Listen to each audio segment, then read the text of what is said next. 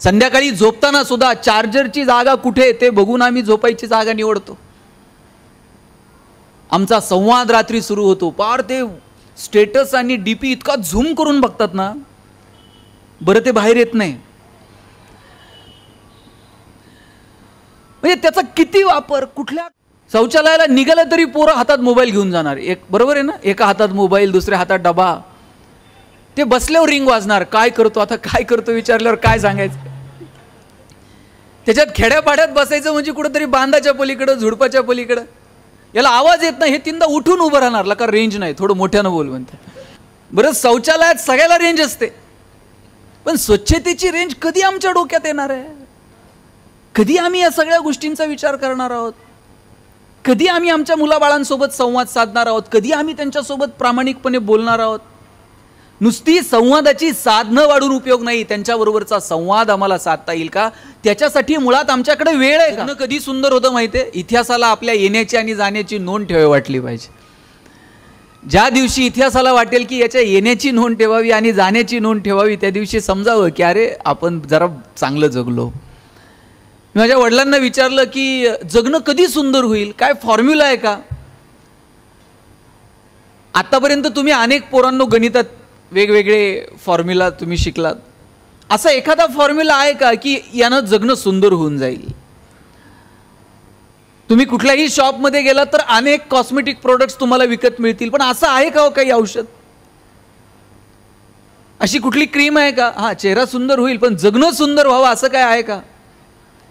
मी वडिलांना विचारलं जगणं कधी सुंदर होईल, त्यांनी एक साधं उत्तर मला सांगितलं. ते म्हटले जगणं जर सुंदर व्हावं असं वाटत असेल ना तर एक तुला साधं एक गंमत सांगतो. म्हणे काय? म्हटले आत्तापर्यंत तुला ज्या ज्या लोकांनी मदत केली त्या त्या लोकांची यादी कर.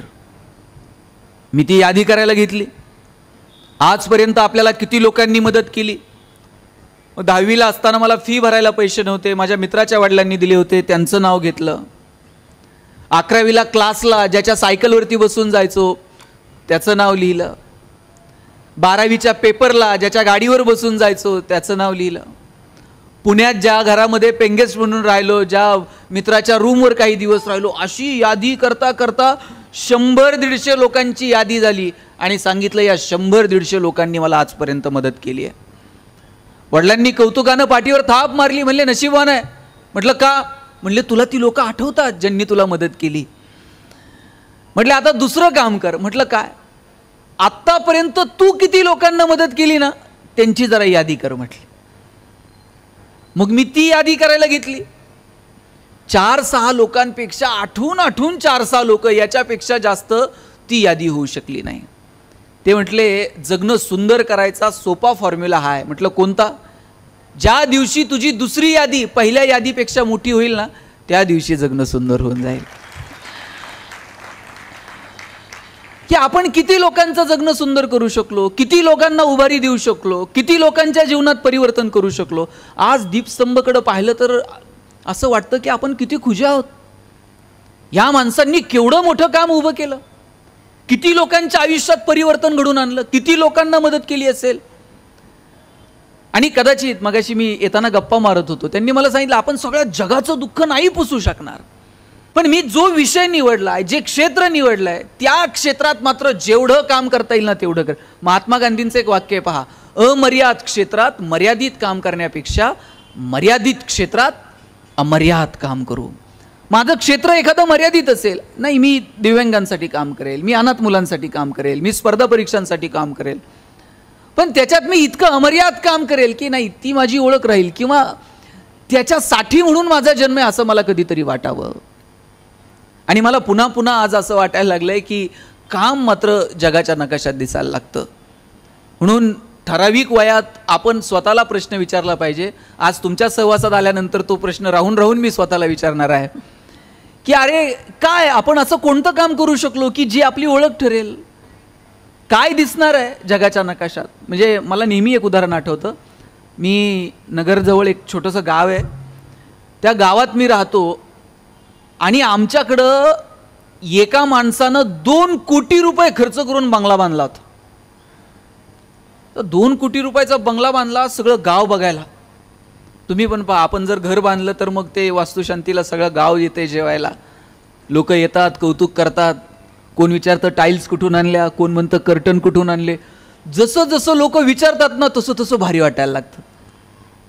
आपण दिवसभर आनंदात असतो, लोक कौतुक करतात, काय बंगला बांधला, काय घर बांधलं.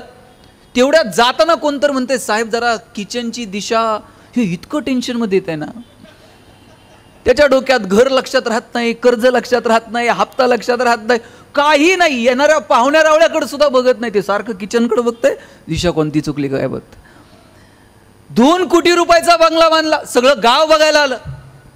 आमच्या गावात एक महाराज होते, महाराज काय बंगला बघायला आले नाही. याच्या डोक्यात एकच, सगळे आले आणि महाराज आले नाही. यानं गाडी पाठवली, महाराज घराला पाय लागले पाहिजेत. महाराज आले, महाराजांना पहिल्या मजल्यावर नेलं, दुसऱ्या मजल्यावर नेलं, तिसऱ्या मजल्यावर नेलं आणि तिसऱ्या मजल्यावर असा मोठा जगाचा नकाशा लावलेला होता. महाराजांनी विचारले, हे काय? म्हटलं जगाचा नकाशा. आणि म्हणले यात काय? सगळं आहे म्हटले. म्हणजे यात भारत कुठे आहे? म्हणले महाराज जगाचा नकाशा आहे, भारत हा इथं भारत आहे म्हटले, हा छोटासा. आणि म्हणले महाराष्ट्र? म्हणले अहो जगाच्या नकाशात भारतच एवढा दिसतोय, महाराष्ट्र इथं हा छोटा, इथं हा महाराष्ट्र आहे म्हटलं. आणि म्हणले नगर? आता महाराष्ट्रच नाही म्हणले, नगर इथं हे बिंदू इथं नगर असलं पाहिजे म्हणले. आणि म्हणले आपलं केडगाव? आता ते म्हणलं महाराज आता नगर दिसना आणि केडगाव. आणि म्हणले तुझा 2 कोटीचा बंगला कुठे यात? आणि महाराज म्हणले इथं जिल्हाच दिसना आणि माझा बंगला कुठून दिसायला लागलाय. महाराजांनी जाता जाता पाठीव थाप मारली, म्हणले राजा जगाच्या नकाशात जी गोष्ट कधीच दिसणार नाही ती कमवण्यासाठी आयुष्य वाया घातलं की म्हटले. तुझा बंगला, तुझी गाडी जगाच्या नकाशात दिसत नाही. महाजन सरांचा बंगला दिसतो का नाही मला माहित नाही जगाच्या नकाशात, पण दीपस्तंभ मात्र दिसणार आहे. पोपटराव पवारांनी हिवरे बाजार उभं केलं, हिवरे बाजार मात्र दिसणार आहे. अण्णांचं राळेगण मात्र दिसणार आहे. जगाच्या नकाशात काम दिसतं, तुम्ही कोणत्या क्षेत्रात काय करू लागलात. आणि जगणं सुंदर यानंच होणार आहे की आम्ही इतरांच्या आयुष्यात काय आनंद निर्माण करू शकलो, इतरांच्या जगण्यामध्ये आमच्यामुळे काय परिवर्तन होऊ शकलं. हे बा आपण माणसं आहोत, आपण जनावर नाही आहोत. आपल्याला बोलता येतं, आपल्याला चालता येतं. परमेश्वराने ती कृपा केली आपल्यावरती की आपल्याला माणूस म्हणून जन्माला घातलं. म्हणजे आपल्यावरती सगळ्यात मोठे उपकार जर कोणते असतील तर मुळात आपण माणूस म्हणून जन्माला आलोय. हा कधीही न संपणारा उपकार आहे परमेश्वराचा. आपल्याला भावना व्यक्त करता येतात, आपल्याला बोलता येतं, काहींना चांगलं बोलता येतं, त्यांच्यावर तर अनेक उपकार आहेत. काहींना चांगलं गाता येतं, त्यांच्यावर अनंत उपकार आहेत. भगवंतानं माणसावरती एवढे उपकार केलेत. आता आपल्याला ठरवायचे की या उपकारांची परतफेड आपण कशा पद्धतीने करावी. रस्त्यावरच्या जनावरांना त्यांच्या भावना व्यक्त नाही करतायत. हायवेला येऊन बघा, रोज 2-3 कुत्री मरून पडलेली असतात. त्यांच्या पिलांना तक्रार करता येते का पोलीस स्टेशनला जाऊन, आमच्या बापाची चूक नव्हती, याचाच ब्रेक लागला नाही, आमची तक्रार दाखल करून घ्या? त्यांना नाही बोलता येत. धाब्यावरती कोंबड्या घेऊन जातात काही लोक, त्या 2 व्हीलरला अशी काठी बांधलेली असते, त्या कोंबड्या अशा उलट्या बांधलेल्या असतात, त्यांच्या तोंडातून फेस बाहेर पडत असतो, पंख फडफडतात आणि त्यांना धाब्यावर घेऊन जातात. त्यांना कळतं आता शेवटचा प्रवास आहे, पण तक्रार करता येत नाही की आता नीट घेऊन जा. माणसाला तक्रारी करता येतात, या असं चालणार नाही म्हणता येतं. माणसाला आनंद व्यक्त करता येतो, कुणाच्या तरी खांद्यावरती डोकं ठेवून रडता येतं. केवढे उपकार आहेत भगवंताचे की त्यानं व्यक्त होण्याची संधी आपल्याला उपलब्ध करून दिली. मला वाटतं ज्याला व्यक्त होता येतं ना त्याला आनंदाचे सगळे पैलू हळूहळू सापडायला लागतात. पण दुर्दैवानं व्यक्त होण्याची साधनं वाढली, साधनं वाढत गेली, पण व्यक्त होणं मात्र कमी कमी होत गेलं. त्यातला चांगुलपणा, त्यातला जिव्हाळा, त्यातली संवेदनशीलता, त्यातला ओलावा तो कधी संपला ना हेच कळलं नाही. पोस्टमन यायचा कधीतरी, पोस्टमन जर पत्र घेऊन आला ना सगळ्या घराला आनंद व्हायचा. त्यातले ते काही ते एकतर कुणाला तरी वाचता यायचं नाही, मग कोणीतरी ते पोस्टमनलाच वाचायला सांगायचं, मग त्यानं पत्र वाचून दाखवायचं. चांगली बातमी असली की त्याला चहा बी पार जेवून पोस्टमन जात होता. आता पोस्टमनच घराकडे येत नाही, पत्रच येत नाहीत. आता येतात फक्त पोस्टपेडचं बिल किंवा एखादी कर्जाची, भाऊसाहेब कर्जाची थकलेली नोटीस, तेवढी आता पोस्टाने येते. याच्या पलीकडे काय पोस्टमन आणि हा प्रकार फारसा उरलेला नाही. आता सगळं फास्ट आहे हो, विदिन अ सेकंद जगापर्यंत पोहोचतं. किती सुंदर गॅजेट आहे मोबाईल. हेवा वाटावा असं यंत्र आहे. एका सेकंदात तुम्ही जगापर्यंत पोहोचत होतात. पण त्याचा इतका अतिरेकी वापर झाला की त्यातून भावना बाजूला गेल्या आणि फक्त काहीतरी कृत्रिमपणा त्याच्यामध्ये उरला. आणि तो इतका वाढत गेला की त्याचे परिणाम सामाजिक स्तरावर, कुटुंबाच्या स्तरावरती, सगळ्या स्तरावरती आता जाणवायला लागलेत.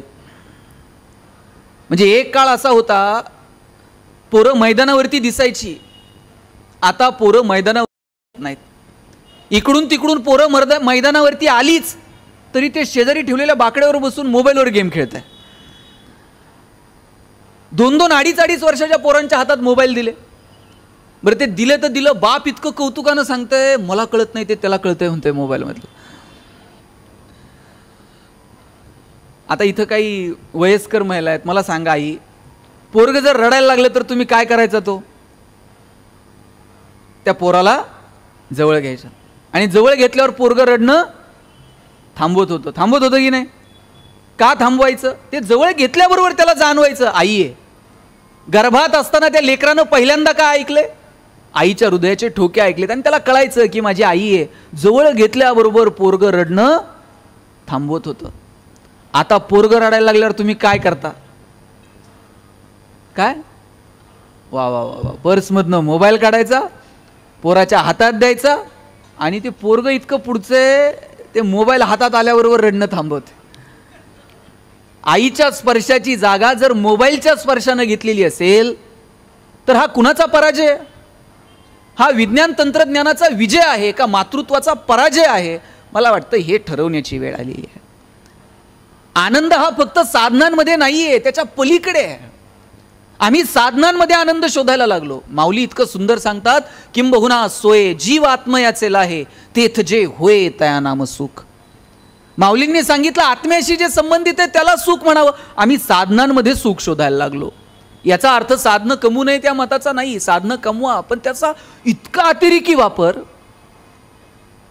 की ती साधनच जणू आम्हाला साध्य वाटायला लागली आहेत. पाहुणे जर घरात आले तर आई चहा घेऊन जायची. चहा हातात आल्यानंतर पाहुणा विचारायचा, पाऊस पाणी बरं आहे का? पीक पाणी कसं आहे? गणेश तू कितवीला आहे? कावेरी तू काय करते? घरात आल्यावर पाहुणा बोलत होता, आई चहा पाणी करत होती, स्वयंपाक खोलीत जाऊन जेवायला जेवून जा असं सांगत होती. हा एकमेकांशी संवाद होता. आता तुम्ही बघा, घरात पाहुणा आला आणि आई चहाचा कप घेऊन गेली, ते पाहुणा असलं विचारतच नाही पाऊस आहे का आणि पाणी आहे का. ते आल्याबरोबर विचारते तुमच्याकडं छोट्या पिनचा चार्जर आहे का. ते इतकं अस्वस्थ आहे आणि त्याच्या अस्वस्थतेचं कारण काय? त्याच्या मोबाईलची बॅटरी लो आहे. मोबाईलची बॅटरी लो असणं हे जर आमच्या अस्वस्थतेचं कारण असेल तर आम्ही किती फंटूस आयुष्य जगतोय. संध्याकाळी झोपताना सुद्धा चार्जरची जागा कुठे ते बघून आम्ही झोपायची जागा निवडतो. आमचा संवाद रात्री सुरू होतो, पार ते स्टेटस आणि डीपी इतका झूम करून बघतात ना, बरं ते बाहेर येत नाही.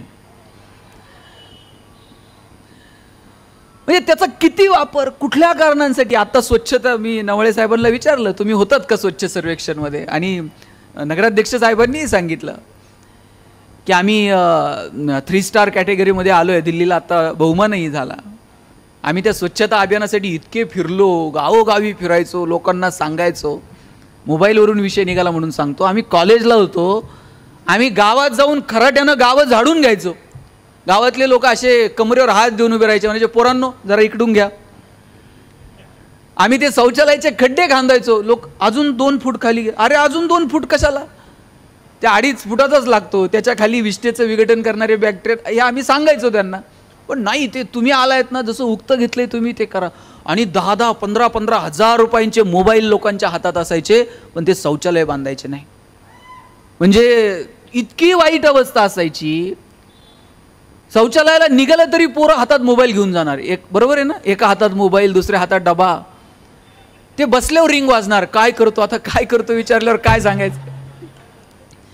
त्याच्यात खेड्यापाड्यात बसायचं म्हणजे कुठंतरी बांधाच्या पलीकडं, झुडपाच्या पलीकडं. याला आवाज येत नाही, हे तीनदा उठून उभं राहणार, लका रेंज नाही, थोडं मोठ्यानं बोल म्हणते. बरं, शौचालयात सगळ्याला रेंज असते, पण स्वच्छतेची रेंज कधी आमच्या डोक्यात येणार आहे? कधी आम्ही या सगळ्या गोष्टींचा विचार करणार आहोत? कधी आम्ही आमच्या मुलाबाळांसोबत संवाद साधणार आहोत? कधी आम्ही त्यांच्यासोबत प्रामाणिकपणे बोलणार आहोत? नुसती संवादाची साधनं वाढून उपयोग नाही, त्यांच्याबरोबरचा संवाद आम्हाला साधता येईल का? त्याच्यासाठी मुळात आमच्याकडे वेळ आहे का? आमच्या मुलांसोबत बोलायला वेळ आहे का? मी स्वतःला नशीबवान समजतो, मला 12 वर्ष माझ्या आजोबांचा सहवास लाभला. छोटं घर होतं आमचं पत्र्याचं. आई वडील बहीण भाऊ आजोबा आम्ही सगळे त्या 2 खोल्यात राहायचो. माझे वडील माझ्या आजोबा आणि मी, आजोबा असे क्वार्टर झोपायचे, मी खाली झोपायचो. आम्ही रात्र दोघं एकमेकांशी गप्पा मारायचो. मी जर काही सांगायला लागलो तर आजोबा म्हणायचे, अरे तू काय सांगतो? याच्यावर ज्ञानोबा असं म्हणतात, याच्यावर तुकोबा असं म्हणतात. आजोबांसोबत संवाद साधायला मिळाला. आताच्या पिढीमध्ये कितीतरी कुटुंबांमध्ये, अजून खेड्यापाड्यात बरे हो, कितीतरी शहरांमधल्या कुटुंबांमध्ये आजी आजोबाच उरले नाहीत. ज्या आजी आजोबांनी राम कृष्ण ज्ञानोबा तुकोबा समजावून सांगावे, ते आजी आजोबा बघायला मिळत नाहीत. इकडून तिकडून जिकडे शिल्लक आहेत त्यांना रामकृष्ण आठवत नाही. नातू जर म्हणला गोष्ट सांग तर आजोबा म्हणतात, एक होता राजा, त्याच्या 2 राण्या. आता आज्यांना असं सांगितल्यावर पोरग तेच करतंय, 1 राजा 2 राण्या. कॉलेजला गेल्यावर त्यातली एक आवडती, दुसरी नावडती. काय पेरायचं ठरवलंय हो? आम्ही जे पेरणार आहोत ना मुलाबाळांच्या बाबतीत, ते उगवणार आहे. म्हणून पहिलं आनंदाची बाजू जर कोणती असेल ना, तर ती संवाद आहे. आपल्याला संवाद साधता आला पाहिजे, बोलता आलं पाहिजे, लोकांच्या भावना समजून घेता आल्या पाहिजेत. आपल्या मुलांसोबत संवाद असावा, त्यांच्यासोबत बोलावं, त्यांना जवळ घ्यावं. आपल्या ज्या जगण्याच्या संकल्पना आहेत त्या त्यांच्यासमोर किमान नाही, त्यांच्यावर लादू तर नयेतच. ठराविक वयानंतर पोरांना काय करायचे ते करणारच आहेत, पण ठराविक वयापर्यंत तरी किमान त्यांच्यासोबत आमचा संवाद, आमचा स्पर्श असायला हवा. 10-10, 12-12 वर्षाची मुलं होईपर्यंत बापाच्या पायावर पाय टाकून झोपत होती. आता 2-2, 4-4 वर्षाच्या मुलांचे सेपरेट बेडरूम आहेत. जुन्या काळात आईबापाला शरीराचे धर्म नव्हते का? पण होते. पण ते जोपासत असताना त्यांनी मुलांचे स्पर्श ठराविक वयापर्यंत तुटू दिले नाहीत. आम्हाला तो स्पर्श तरी आम्हाला आमच्या लेकराला देता येईल का? बापानं नुसतं पुरीकडे पाहिलं ना तरी पुरीला वाटायला पाहिजे की अरे माझा बाप माझ्यासाठी हे करतो, मला चुकून चालणार नाही. बापानं पोराच्या नुसता पाठीवर थाप मारली तरी पोराला कळलं पाहिजे की अरे नाही, माझं चाललंय ते जरा चुकीचं आहे, बापाच्या फार वेगळ्या अपेक्षा आहेत माझ्याकडनं. पण त्याच्यासाठी किमान तो संवाद, ती भाषा आपल्याला येणाऱ्या पिढीसोबत ठेवावी लागेल. येणारी पिढी आपल्यापेक्षा प्रचंड पुढची आहे. आज आपण वेळ जर नाही दिला आणि यांच्यासोबत जर ते संवेदनशील नातं आपण नाही टिकवू शकलो, नाही जोपासू शकलो, तर ही पिढी सुद्धा येणाऱ्या काळात आपल्याला वेळ देणार नाही, हे लक्षात ठेवा.